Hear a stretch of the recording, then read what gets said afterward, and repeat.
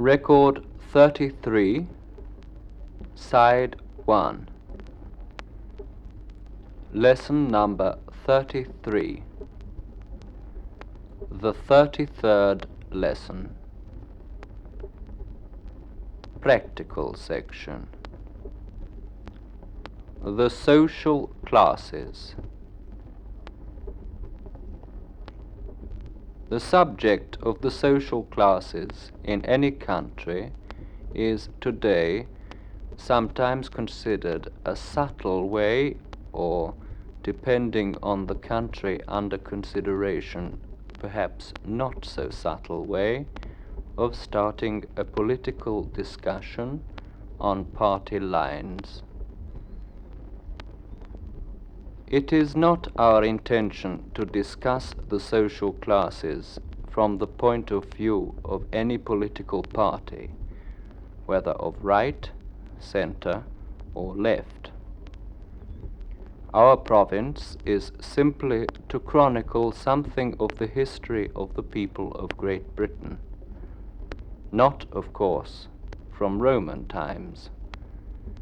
A history book will give you all you need to know on that subject. What do we mean by the social classes in a democratic country such as Great Britain is and has been for a very long time?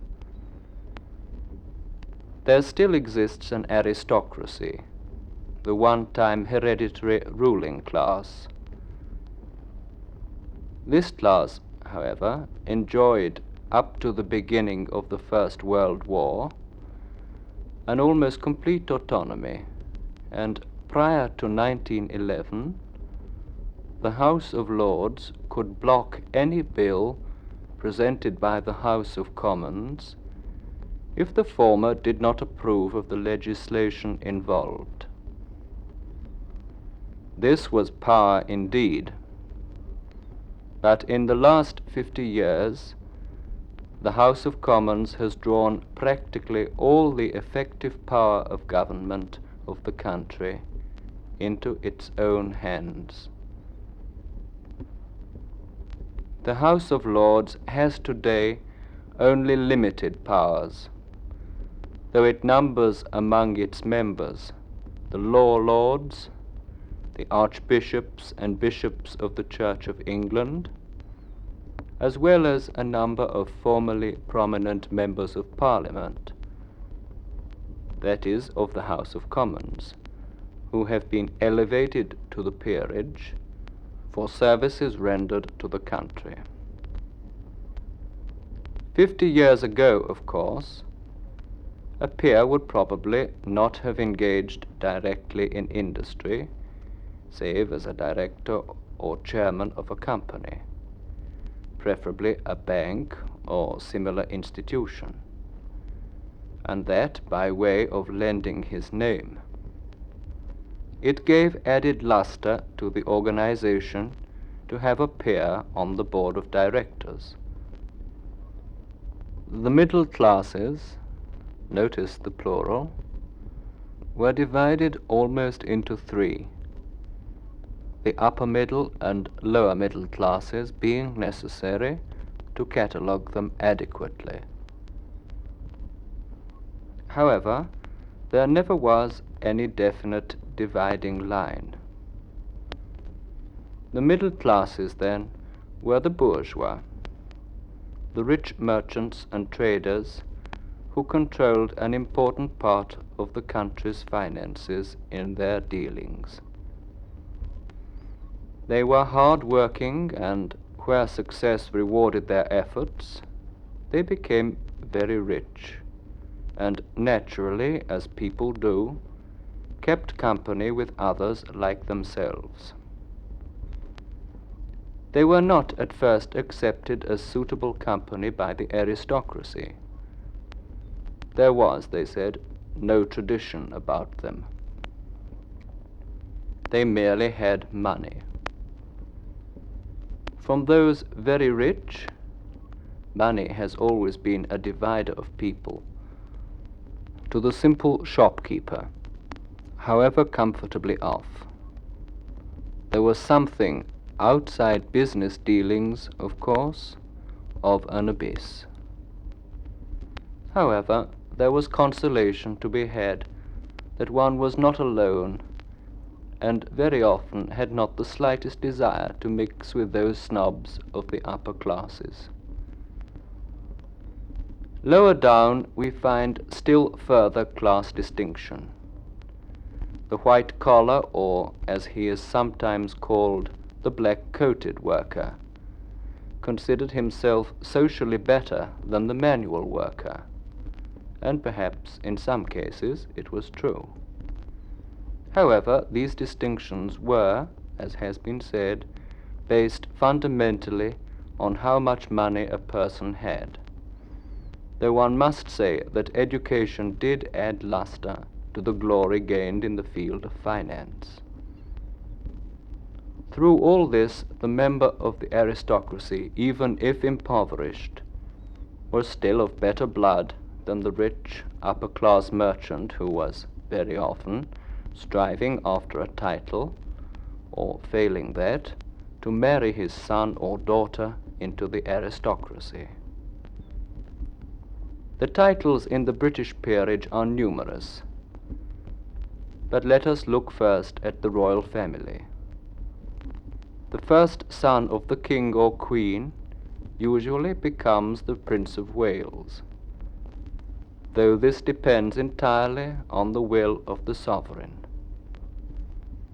The other members of the royal family are princes and princesses until they marry, when it often happens they receive the title of duke and, being royal, are addressed as HRH, His or Her Royal Highness. Immediately after the royal dukes, we find the Archbishops of Canterbury and York. Then there are other dukes with hereditary titles, but not of royal blood. The wife of a duke, whether royal or not, is a duchess. Next comes the marquis, earl, viscount, bishops of the Church of England, and finally the baron. For each there is a special style of address, and these may be found in any good reference book covering the peerage, the most authoritative being Debrett.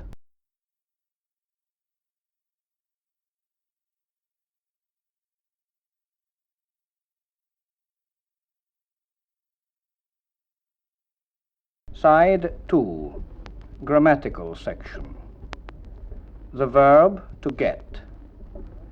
This verb has so many meanings that it becomes difficult to employ, for though it appears that the English use it almost everywhere, the foreign student very often misuses it. Let us admit that the finer points of this verb will be understood and acquired only through experience and practice, as well as acquaintance with English-speaking people. But that is no reason for considering it an impossible verb to learn. It is very useful and very much used in conversation. We have a car. This sentence is often spoken using to get pleonastically and employing the contracted form of to have. To have to is used in exactly the same way. We've got a new car. I've got to go this afternoon. She's got a new hat on this morning. However, the verb to get, got, has two fundamental meanings from which many others are derived, not with any apparent logic sometimes. To obtain, transitive meanings. To become, intransitive meanings. From these two we get to receive, to buy, to acquire, to earn, to reach, to go and fetch, to catch an illness, to arrive, many forms and idiomatic phrases. I got a book as a prize. They got their shoes in that new shop at the corner. Will you get me a second-class ticket, please? A skilled worker may get £50 a week nowadays. We got to the top before our friends. Get me a chair from the dining room, will you? He is always getting colds. We got to the station in time to catch our train. Used with prepositions and adverbs, the meanings change again. To get about means to move around. To get across means to succeed in crossing. To get ahead means to make progress. To get along means to manage. And many more which may be found in the Advanced Learner's Dictionary of Current English, an excellent work which should, at this stage, be a fundamental part of your equipment in your serious study of English. Notice that the construction with get very often indicates effort, not simply the doing of an action. He went in. He got in. The teacher got through the lesson, although there was very little time. We got there after walking for hours. Clever, hard-working students get through their exams more easily than lazy ones.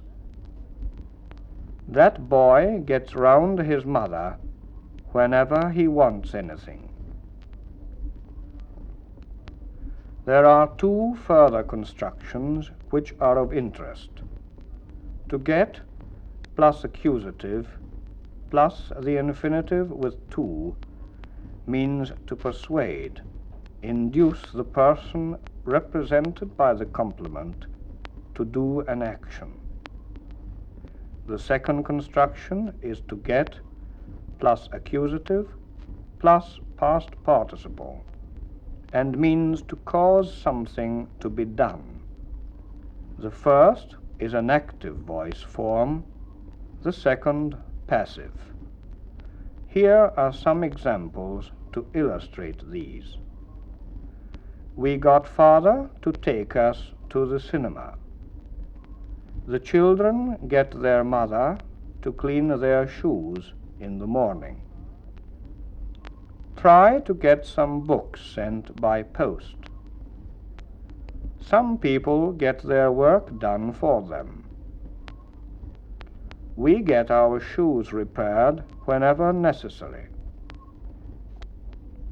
To get, used in the progressive tense with an adjective, as we saw in a recent lesson, indicates a change taking place. It also has the meaning of to become, as we see in the following examples. I saw Mary today. She's getting thin. Students get tired after studying 4 or 5 hours at a time. In southern Europe, in summer, it gets very hot during the day, but is cooler in the evening. We are all getting older, but if we get accustomed to this fact, life is not so sad. To get, meaning to be, is sometimes found with past participles, as in the following. We got scolded for staying out late. The motorist got blamed for the accident, but the pedestrian was equally at fault. The idiomatic expressions using this verb are also very numerous, so in this category too we shall limit ourselves to some of the more common and, therefore, more useful phrases. To get hold of means to understand. To get wind of means to hear about something indirectly. To get rid of means to free oneself of something or somebody. To get the sack means to be dismissed. To get into hot water means to find oneself in trouble. To get into a scrape means to place oneself in an awkward position by one's own deeds.